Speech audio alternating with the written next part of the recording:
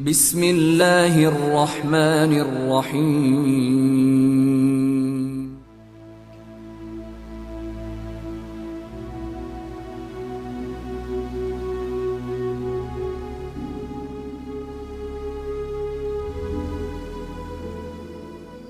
6 दिसंबर 1992 का दिन तो आपको याद ही होगा, जो अयोध्या बल्कि देश के लिए एक बुरी याद है।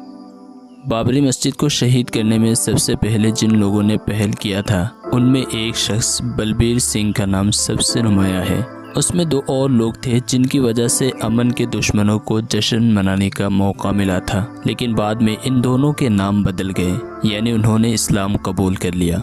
बलबीर सिंह और योगेंद्र पाल, ये दोनों दोस्त बाबरी मस्जिद गिराने एक साथ गए थे। इस्लाम कबूल करने के बाद बलबीर का नाम मोहम्मद आमिर और योगेंद्र का नाम मोहम्मद उमर में तब्दील हो गया। इसी तरह इस्लाम अपनाने वाले तीसरे शख्स का नाम मोहम्मद मुस्तफ़ा है, लेकिन उनमें से सबसे दिलचस्प कहानी मोहम्मद आमिर की है, जो पहले बलबीर थे।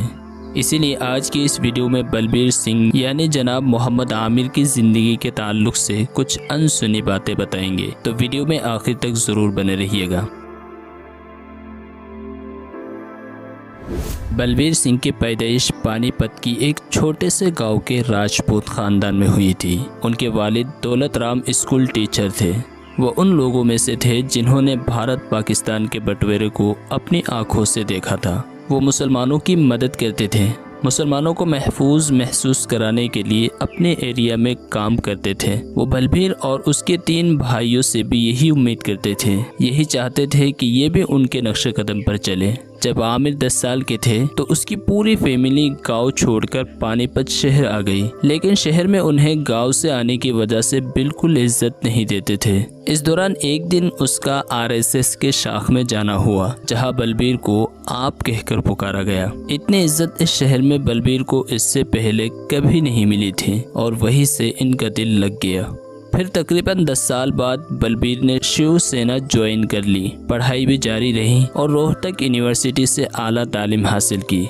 इनके आसपास का माहौल ऐसा था कि हर बुरे काम को मुसलमानों से जोड़ा जाता था। यहाँ तक कि बाएं हाथ से खाना खाया जाता तो भी कहा जाता था कि मुसलमान है क्या। और ये बात दिमाग में बिठाई गई कि हमारी तारीख के साथ छेड़छाड़ हुई। बाबर, औरंगजेब जैसे लोग हमारे देश में आकर मंदिर तोड़े, हमारी ज़मीनों पर कब्जा किया। ये सब अपने दिमाग में पल रहा था और बस अपनी मर्दानगी दिखाने के लिए एक मौके की तलाश थी। जब अयोध्या का सफ़र किया तो उनके दोस्तों ने कहा था कि कुछ किए बिना वापस मत आना। 5 दिसंबर को अपने दोस्त योगेंद्र के साथ अयोध्या के लिए सफ़र किए। वहाँ हिंदू विश्व परिषद का जोर था। मंदिर यही बनाएंगे, कल्याण सिंह कल्याण करो, कल्याण का निर्माण करो, इस तरह के नारे गली गली में लग रहे थे। आमिर कहते हैं कि वो अगले दिन किसी जानवर की तरह हो गए थे और फिर अपनी कुदाल लेकर बाबरी मस्जिद के गुंबद पर चढ़ गए। कहते हैं बाबरी मस्जिद में हथौड़े चलाने के साथ ही मेरे अंदर बेचैनी बढ़ गई थी, लेकिन मुसलमानों के बारे में दिलो दिमाग में भरी नफरत ने मस्जिद में मजीद वार करने पर उकसाया और इस दरमियान तबीयत मजीद बिगड़ गई। 6 दिसंबर के बाद जब पानीपत लौटे तो किसी हीरो की तरह उनका स्वागत हुआ, लेकिन घर का माहौल बिल्कुल अलग था। उनके पिता काफी नाराज थे, जिसकी वजह से बलबीर को घर तक छोड़ना पड़ा। हर तरफ दंगे भड़क गए थे, इसलिए बलबीर खेतों में, खंडरों में छुपता रहा। किसी भी दाढ़ी वाले आदमी को देखकर डर जाता था। कुछ महीने बाद जब उनके बाप का इंतकाल हुआ तो घर वापस आ गए, लेकिन वहाँ बहुत बुरा रिस्पांस मिला और घर वालों ने उसको ही बाप की मौत का कारण बता दिया। दूसरा झटका उसको तब मिला जब उसे पता चला कि उसके साथ मस्जिद तोड़ने गया योगेंद्र ने इस्लाम कबूल कर लिया।